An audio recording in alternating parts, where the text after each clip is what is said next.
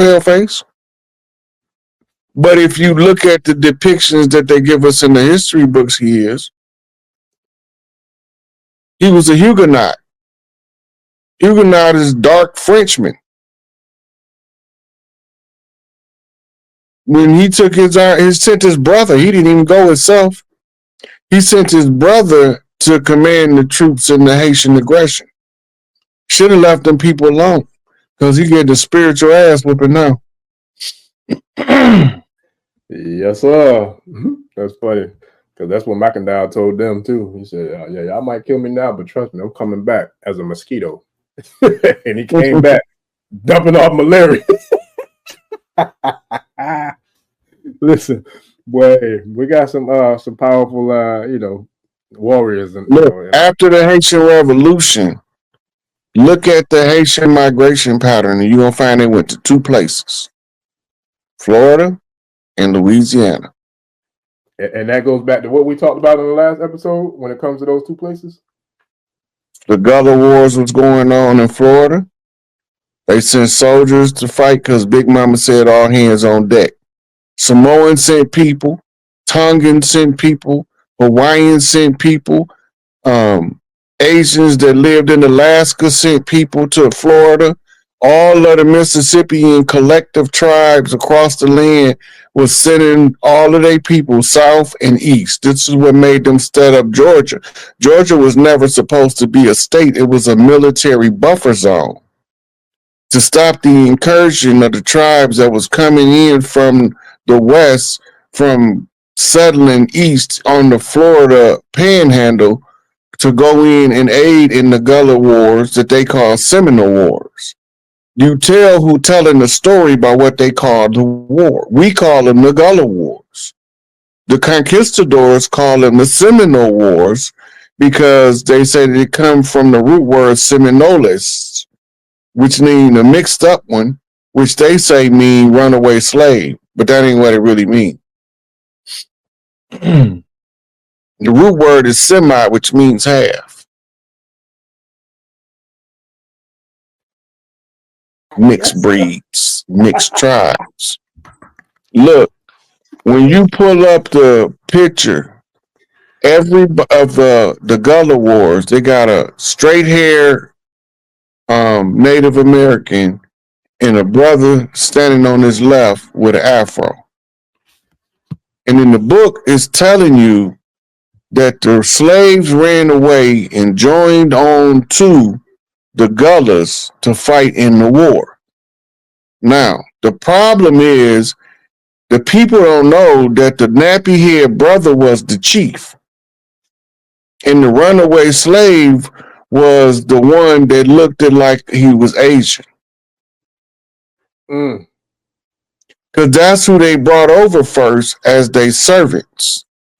From all of them long wars of the Ottomans and the Romans versus the Huns and Mongolians and their captives, they set up in what's called slave villages or peasant villages, right? And they would live off and tend to the local land for the land barons who became landlords over here. So when they first came, the first servants they brought was from the slave villages. They didn't start bringing the paleface over until the 1800s. They was using them to block us from entering into the institutions of economics, education, entertainment, labor, law, politics, religion, sex, and war. So they used the brown paper bag test as the determinant if you was light enough to enter into those clubs, those institutions. Wow. The problem was some of the yellow niggas that could pass was more militant than the dark nigga that felt like he was destitute. Because the one who was light-skinned and could pass, he had a taste of what freedom was like, what power was like. And he wanted that for his people. But remember, they brought them over here for them to get one drop of blood from us in the great melding pot of God's crucible. The Masonic Lodge is well aware of everything I'm saying. They just won't say it out loud because it's a violation of the oath of the brotherhood. The speculative Mason cannot expose the operations of the operative Mason. They got to let him operate. The one that's the operant don't never need the lodge because the principles of masonry and the building oneself to manhood is hardwired into his genetics. So the speculative Mason watch from a distance to see exactly how will he build himself after this tragedy. And then they take notes. And the notes become the instructional manual for the next wave of raised and past masters. God, oh boy, we're gonna need the fire department, boy. Cause man, you blowing things all flames all over. Hey, I got about 10 more minutes, and I gotta go get something to eat. My stomach rumbling. Mine too. That's funny. Look, I love the conversation, but mine growling too. That's funny you say that. Listen, somebody said we were twins on there. I don't know who. I can't find that one. That's funny because the first one I was looking. I like, bro, dude look like my pops, man. That's crazy. I got to look into seeing where where them genes, where the lineage is. That's that Mississippi clay dirt bloodlands. Hey, it is. Yeah, I take it, man, because I know we sure migrated to the Gullah before we went up top. So that sounds about right to me. Definitely. Man, this is dope. So let me see if I can get a couple of questions real quick from the tribe before. I did see a lot of them. It's so many, family. Y'all forgive me because I know I won't be able to get to everybody, but I'm going to definitely try to get to a few before we get this thing wrapped up tonight. But, okay, so let's go with I'll go with this one. This one's for earlier. It says, are the extraterrestrials the Anunnaki? Not all of them. You got multiple extraterrestrial species that's observing the conflicts on the earth between the earthborn and the invaders. They watching us jump through the hoops of the cycles, and they all rooting for the earthborn to win. So we won. Shouldn't have never asked me to play the game if you didn't want me to win. Yeah, that's deep. That's real deep. I got a couple more that I had started earlier to try to come back to. So this is one I would love to get your opinion on. That's why I put that one put it to the side. What's your take on this one, Susan Ralph? What the Moai and Easter Islands means bad beings, and Cantonese thin lips pointing out. What do you think about that? Well, you got to remember what made them call them that, right? And when did they encounter the statues? If you encounter the statues before the colonizer come for the first time, and you become terrified by the statues because you ain't ever seen nothing like it before, and then you give it a name, but sooner or later you start getting used to seeing them, but the name doesn't change, right? So the people of Easter Island, they was casualties of the nuclear holocaust. That's why they disappeared. And all of that soot that built up was from the sediment of the ice age when it was frozen over. That's deep. So what would you say in regards to, do you feel like that this person is right when they say that they're bad, or do you feel like they're wrong in regards to they was people like us.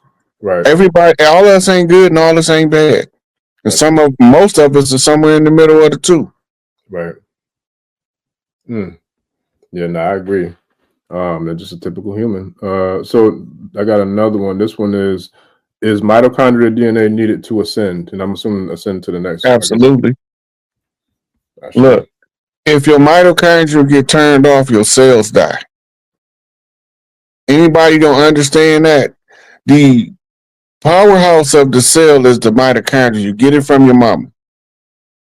Without an active spiritual link to your mama, which is turns your mitochondria on. Without that link, you can't do nothing but die because you have no way to power your cells. There's no energy coming through the mitochondria to replenish the cell's energy as it operates as a crystalline transmitter. That's what it is. The amino acids of the DNA are crystals, crystalline. It's just that we was using a carbon configuration in order to downsize the 12 strand over the eons to a 2 strand. The 2 strand DNA is the upgrade. The 12 strand DNA was the old bulky clunky original. You got to upgrade. This is why the sun keeps sending solar flares periodically changing the DNA. It's upgrades. When we evolve to a certain level, the sun gonna send the upgrade information, and the earth gonna respond. The mitochondria ties you to the earth, and so when you tied to the earth, you tied to your mother. You tied to Mother Earth. That's why grounding works so well to help people stabilize their erratic mental and spiritual and emotional energy. Because now you tying into the greatest and oldest mother that we know of, and that's Mother Earth that we all emerged from. And the mitochondrial is the link. It's the Holy Ghost transmitter. The only reason why it can't turn up because you haven't developed your spiritual DNA to facilitate all of the energy. And that's why when they catch the Holy Ghost, all they can do is either dance or flop around like a fish. That's deep. Because too much energy coming in. We can't do nothing. You don't know what to do with it. You can't control it. But if you can control it, then you would be a Qigong master. You would be Yu-Gi-Oh! That's deep. Yeah. The Ifa religion takes us back to the old earth traditions, just like the Orisha tradition does. Right? Just like the Yoruba tradition does. So when we get amnesia over here of our historical ancestral culture, we can look back on the common denominators. And then we can look over here and see that we still do all this shit in the church. We ain't never stopped being who we was. They just found a way to trick us into believing we was being somebody else. Yep. Yeah. And rebrand all of our cultural phenomena under their monetization systems. Yep. Everybody got their hand out. The church, the government, the politicians, the celebrities. Everybody got their hand out, pulling on your one little old dollar. Right? So it's by confusion that they depleting you of your energetic resource in order to dominate you without having to do it by physical force. But sometimes when you figure out the game, they use physical force to get you out the game because you be doing too good. They do a 1984 Philadelphia bombing on your ass because you living off your own grown vegetables and you saying to yourself and you teaching your people holistic living like Giant Africa was doing.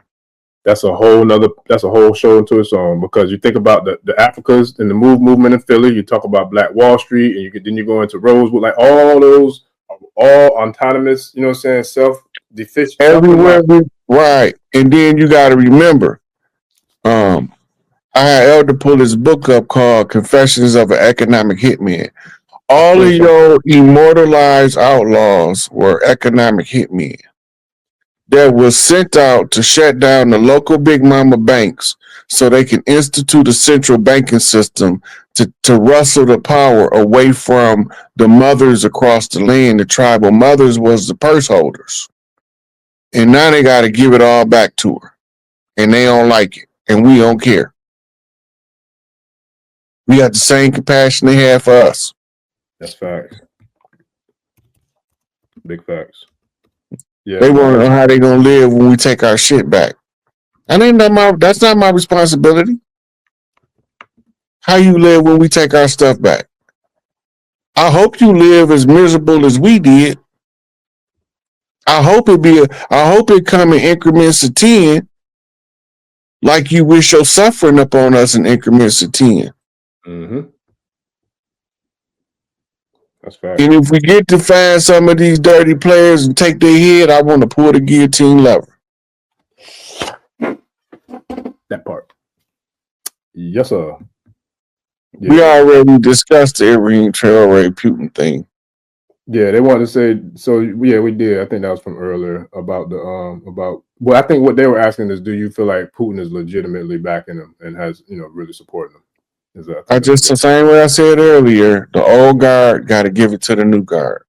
They might have came in late. Check out if you'll be able to see the replay, family, in the live stream section of the channel, and then also the episode will be available soon once we can get in and get some editing done on and uploaded. But real quick, I got two more if we got time, Chief. One, Nicole's House of Wellness says she don't have a question, but she's curious about the Creole Pope in America, the first American Pope, which we kind of tapped in. I'm glad she asked that because we talked about it on our last interview, our first, but our last interview. But then also, I saw how they did a little switcheroo. What do you think was the reason of them doing what they did? Was saying he had a little bit of this, a little bit of that, instead of just putting a black one out? What do you think that was about? Well, they can't openly admit he black until we realize what the one drop means. Right? He a mama's boy. That's trouble for the church. Because as a mama's boy, the odds is that he won't follow his mama wishes.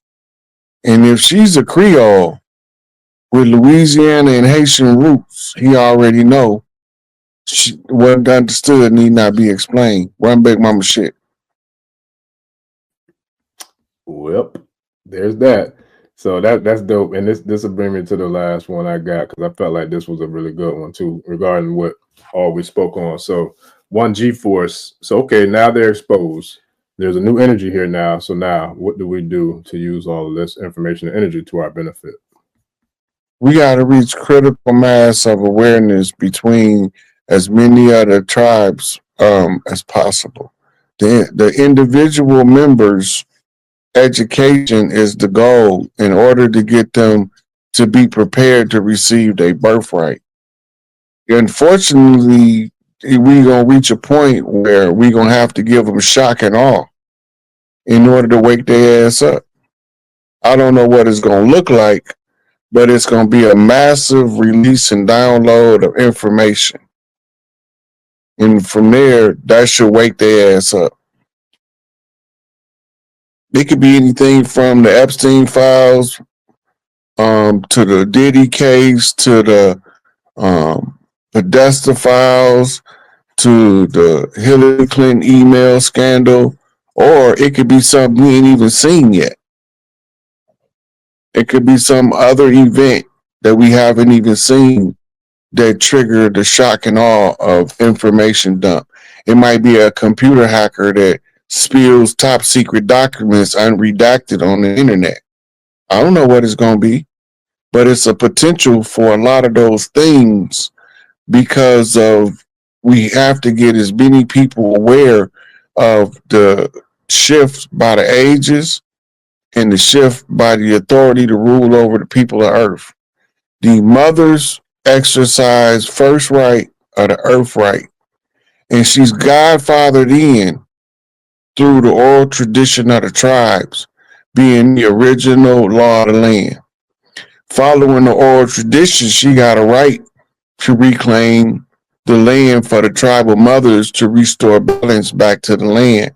The whole concept or idea is to put the power where it belongs to make everything run the way it's supposed to run, and Earth will become heaven again, and Atlas shrug and the parasites fall. Fuck them. Yowzers! Yep, there's that. Man, yeah, that's deep. That's deep. Yeah, nah, that was dope, man. I definitely appreciate it, bro. It was another one of them ones. I knew this was gonna be a classic, just like the first one. It seems like time just flies by so fast, man. They're going on 3 hours. It seemed like 30 minutes to me, but hey, it is what it is. I appreciate you, big bro. Like that was another classic one for the archives, man. It definitely was for sure. Did you want to leave the tribe with anything else on the way out before we shut down the fire session tonight? Yeah, each one teach one. We all gonna reach some. Yes, sir. Are you old in the way, niggas? Move out these babies' way. Help them if you know how to help them. If you don't, get out their way. We already had our turn. We had our day in the sun, our chance to shine. We blew it. Now we take our experience to show the youth how not to blow it like we did. Yes, sir. And pass it forward, pay it forward. The more people that you can teach them. Because the more you teach, the further you'll reach. You'll never know. You might wake up the next king of the earth. Yes, sir. By just teaching them a little bit of truth. You don't know who you're going to reach. But the reach is critical for the redemption of the righteous, which is the tribes with the rightful status of blood right, air right, heritable birthright. And they know who we is. They've been following us since birth. So don't think, even wage war. We never waged war. So we was always receptive to the offer of peace until 2024. Nope, 2019. Because when Chief Pontiac come out, Rod Hayes, one of the first things he said was, I don't care about your treaties. You never honored one. Right? All of your treaties is predicated on a constructed fraud. Therefore, cancel them all for non-performance. Okay, now, looking at the treaty game, it's a stall tactic in warfare. It's supposed to have been used to bring to a resolution the final conflict of a war. But when you sit down and have a treaty negotiation between the leaders, that's why you're not allowed to kill the heads of state. But America do it religiously. The head of state, your leader, my leader, supposed to negotiate terms in which we cease fire. We stop fighting. Right? Well, they treaties is not made with us. Them treaties that you seeing is made with Europeans, French, and Spaniards. They not made with the tribes. Right? Now, we have what's called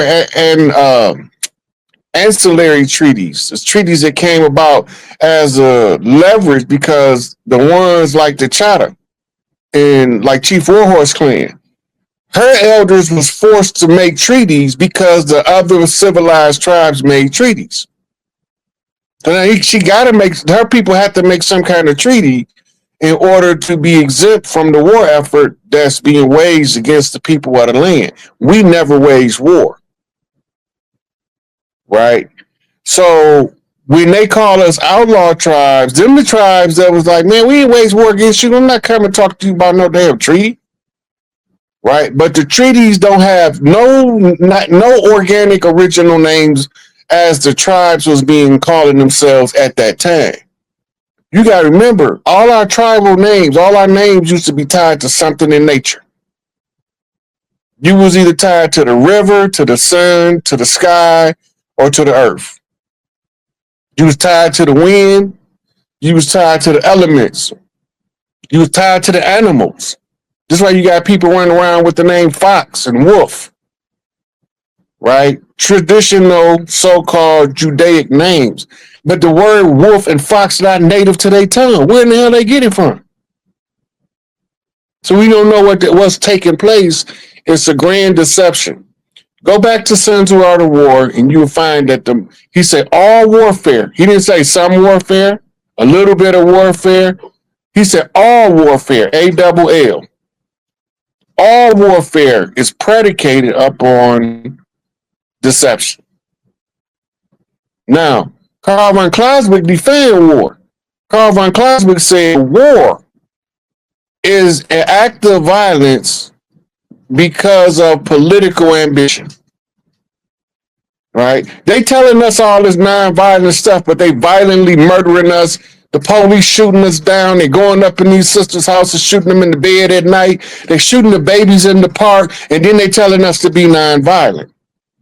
They telling you to be utterly insane. That's what they telling us. You have to be insane to accept violence against you with no retaliation of violence. Now, I found it kind of odd that all of the acts of violence in our community is against us, right? On all of the acts of violence in Paleface community is against them. Police shoot us all equal. The only people the police don't shoot down like they shoot down pale faces and Negroes is they don't shoot Asians down like that. They will shoot an Asian, but there's not enough of them for them to be a threat. So they don't shoot them down like that. They don't even, and then their lifestyle flies under the radar of what we call the criminal justice system. Right? There's very few Asians in prison. And they've been here for some hundreds of years, by the way. They've been here longer than prison's been here. Right? We amalgamated with many of them, and they dark as us now. Right? And they came over here, some of them was darker than us, Asians. And we don't want to have that discussion because it flies in the face of the doctrine of white supremacists divide and conquer mechanics of racism. Right? So this is why we tell y'all the treaties have nothing to do with us. They was all put together based on a deception. If they're based on deception, in law, that's called a fraud. Fraud vitiates all contract. To vitiate a contract means it's void and it never had weight. It's retroactively restricted. None of their treaties got nothing to do with us. They all fraudulent on our behalf. In relation to us, they treaties is frauds. Yeah, they never honor anything. So that stands the reason why when Dr. York went in with the Yamasee thing, being that the Yamasee don't got no treaties with them, they considered like an outlaw tribe. Besides the international is on file in 1993. They call them the United Nations call them OMEX, Elder. Yeah, that's what the United Nations identify the Yamasee as OMEX, but they still don't say they got no treaties with them. No, they don't got no treaties with the United States. I looked it up several times. They got they got international recognition, but not treaties with the United States.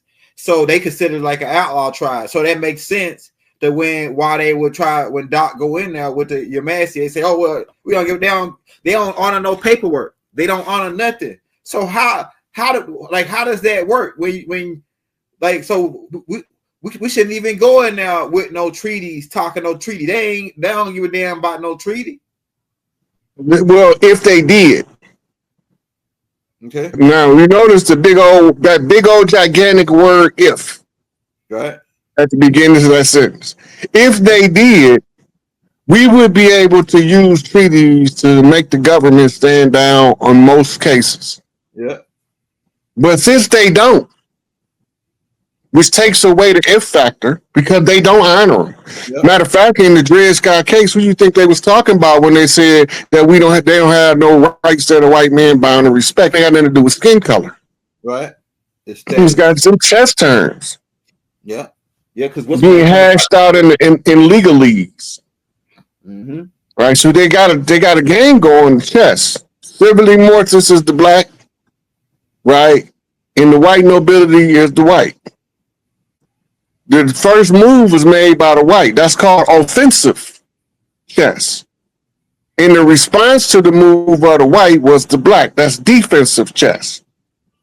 The rosters turned the board around because they say if they're going to attack us using the philosophy of chess, we have to change how we play chess, and we have to use our defense as viable offense. We got to defensively attack. But the government call it in this era something called a preemptive strike. There's no such thing. Right. There's no such thing as a preemptive strike. I was scared you was gonna blow me up, so I blowed you up first. That's retarded. The whole thing with warfare, and this is what's up. It's more facets of warfare than people could possibly understand in a civilian life. You have to be a student of war and combat. And thousands of years of war and combat has molded the reality that we live in today. Right. Right. So we have to study warfare. Then you understand why all your street blocks are square. When they used to be concentric circles going into the downtown area. Yeah. Right. Now they're not concentric circles no more. That's called militarization of the village. The whole part about squaring off the corners, that's Masonic. It's because it's giving you a clue of who's involved. Squaring off the corners in regimented style. Regiment is military. Squaring of the corners is Masonic. Right. Garvey had a whole military ready to tear something up till he read the ledgers and he say, well, I can't do too much now. I just realized they got another 100 years of this 200-year George Washington challenge. So if it take us 200 years, it don't matter. Up you mighty people, do what you will. We still could fight within the confines of the restrictions to educate ourselves above the condition, but they teaching y'all that education is toxic because they use toxic education to oppress you. Right. Hey, Rob. What's going on there? If you get my shirt, I want to cut you. Yeah.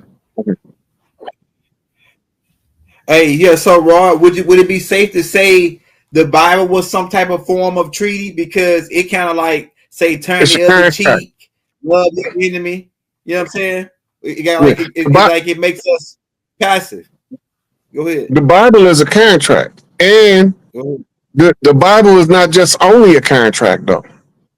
It's also the map to get out of the contract is in the book. Go ahead. Fire. But not only is it a map to get out of the contract being in the book, the parameters of the war is also in the book. Right? They tell you it's against Esau and Jacob. And we don't not realizing what they telling us. Esau means ruddy red earth, clay, the born of the earth. Jacob means supplanter, underminer, usurper. That's right. So the war is between Esau and Jacob. Now, the miseducated Hebrews think that Esau means pale face. That's not what it means. Adam wasn't a pale face. The word for Adam, Adama, and the word for Edom, Adama, is the same word. Yeah. They just tricked us by translating one with an E and one with an A because all vowels are interchangeable according to Grimm's Law of Grammar. Right? So we thinking that Adam and Edom mean two different things, but the war is always been against Adam. And what was the number one tool they used against Adam? His woman. They turned him into a rat. He was the first recorded rat in the history of the world. Oh yeah, he told. Yeah. I see where you're going. Go ahead. Right. So, but why did they do that to him? To compromise his manhood. Eve wasn't the problem. Eve was the solution.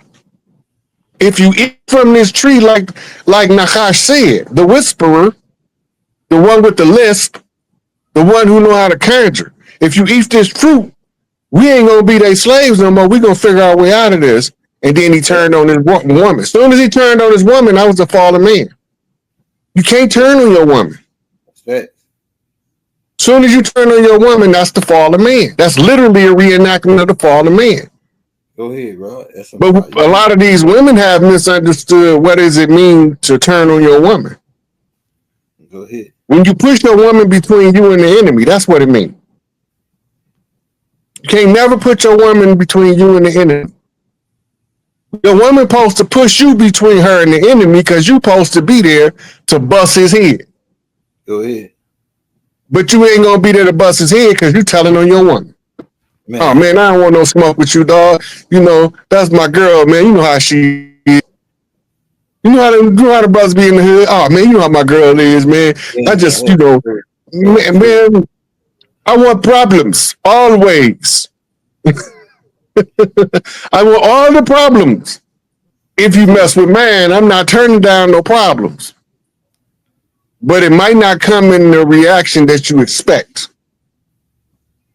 Right? Because remember, all warfare is based on deception. I'm going to make you believe one thing, but you didn't already violate it, so I'm going to make sure you understand it. Mm-hmm. FAFO Generation X. We've been squaring up since I can remember. I don't remember when we wasn't squaring up. Right. I remember now when we switched from squaring up to busting caps. Right. So it ain't even safe to square up no more because these dudes are too sissified. They too effeminate, pusillanimous, right, to even stand there toe-to-toe with another man and see who the better man is. Right. The better man ain't just who could throw the hands the best. Sometimes the better man is the loser of the fight, but it's what he did after the fight that made him the better man. Right. Right. See? So a lot of people not paying attention to wars and rumors of wars. We ain't never not been at war. Right. Go back far as you can for 6,000 years. You can go back further than that. You can go back millennia. Ever since we had some visitors came to Earth, we've been at war. Mm-hmm. We had Pyramid Wars. We had Vamanus Wars. We had Anunnaki Wars. We had Andromedan War. We ain't never not been. Every time somebody come to our house, they find that they like our house and they don't think we deserve the house that we built. But we built it though, to the specifications that we've been putting in our family's generational understanding of how we're supposed to live in harmony with the land. We built it. But now that we built it, foreigners is coming saying, oh man, that's a nice house y'all built. I don't need this. I'm going to take it for myself. And we're not supposed to say nothing. Right. Right? That's what the whole police situation is. That's why the police don't honor nothing that you say to them. Nope. No constitution. Because they not here to listen to you. You the enemy. They the soldier. They finna take you in. They finna round you up with their rant of war rant. Half the people in jail, they didn't even have a warrant when they got arrested. They're supposed to automatically been thrown out. Not supposed to arrest nobody without a warrant. Yeah. But how many people you know get arrested, then they go get a warrant? Right. You ain't supposed to do that. Yeah. It's kidnapping. And that's what it is. That's what it is. Most people don't know it's in the Supreme Court rulings that the police is not supposed to arrest you before the complaint is filed, registered, and logged with the magistrate. Mm-hmm. They're not supposed to detain you, hold you, take you to the station, stop you where you at and hold you. They ain't supposed to do none of that. They do it every day, all day long, 24 hours a day. Color of law. Yep. Color of law. Hey, so my next question is, Rod, so what business do we have with them then? It says they ain't honor no treaties. We ain't got no more treaties with them because they broke every single one of them. What business do we have with them besides operating with their fiat currency? You know what I'm saying? That's the only business we got with them, seem like right now. We don't have no business with them. They got business with us. Okay. They business is harassing us, killing us, and locking our ass up. That's their business. We don't have any business with them. That's why they always have to ask you a question. They have to initiate a dialogue. They have to open the conversation.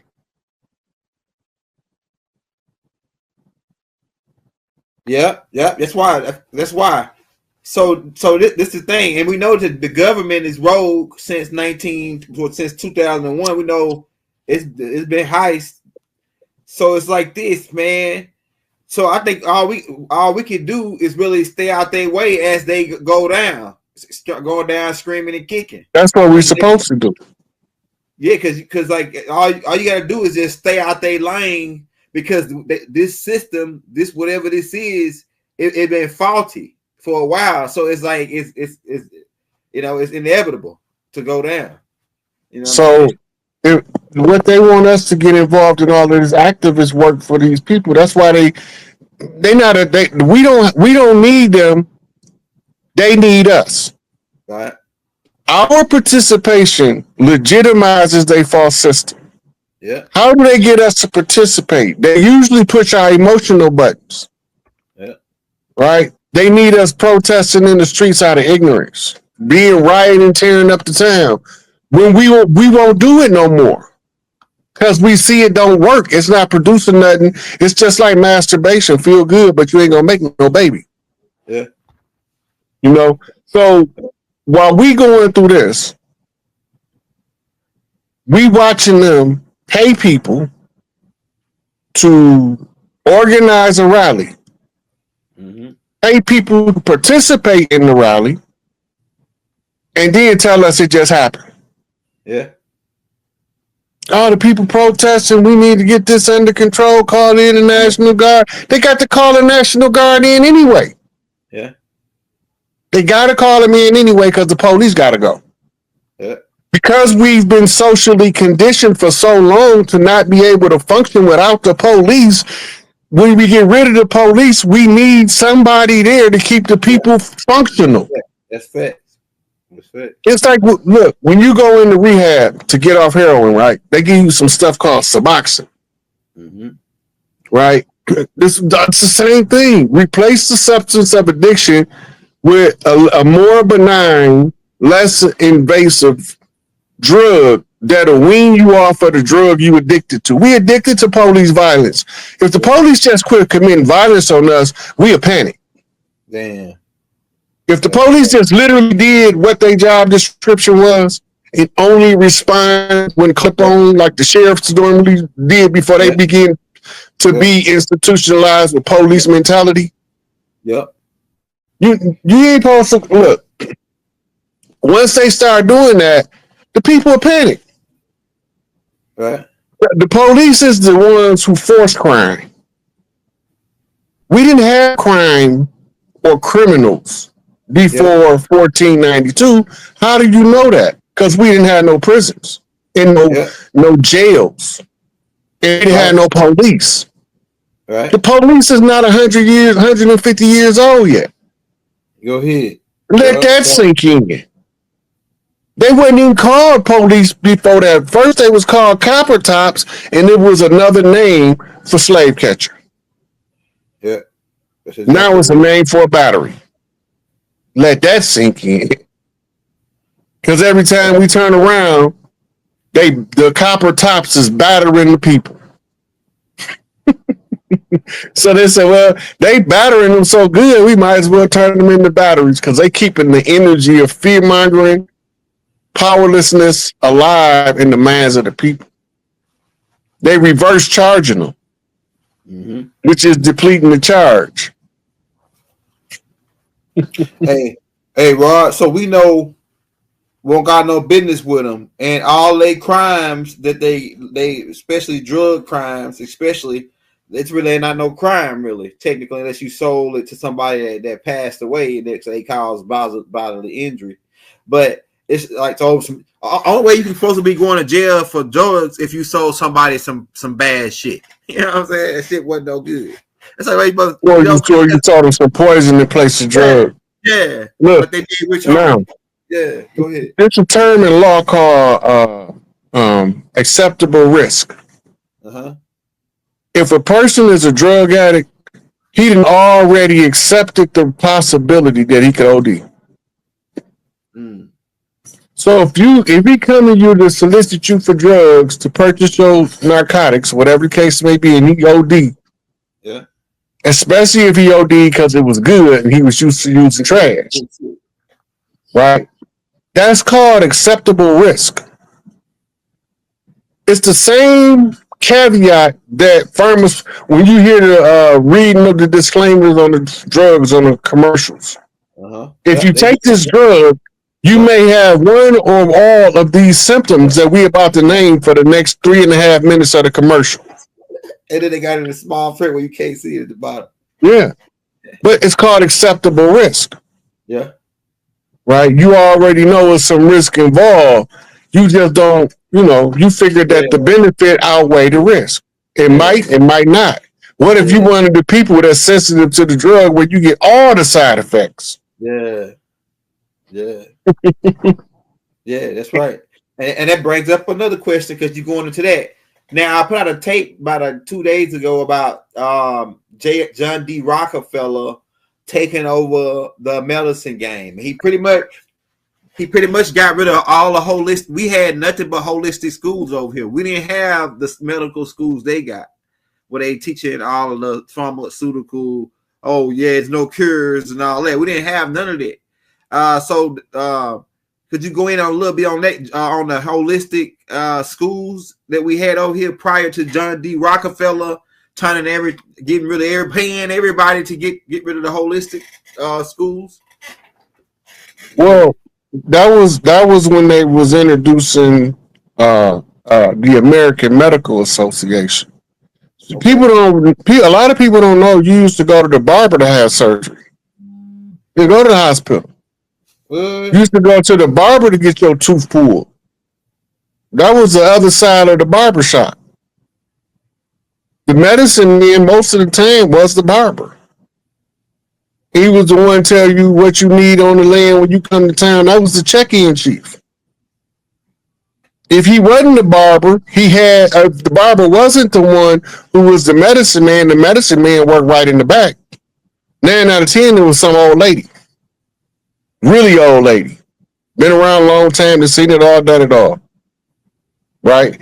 So now, fast forward, they want to institute financial. Remember, everything that we naturally do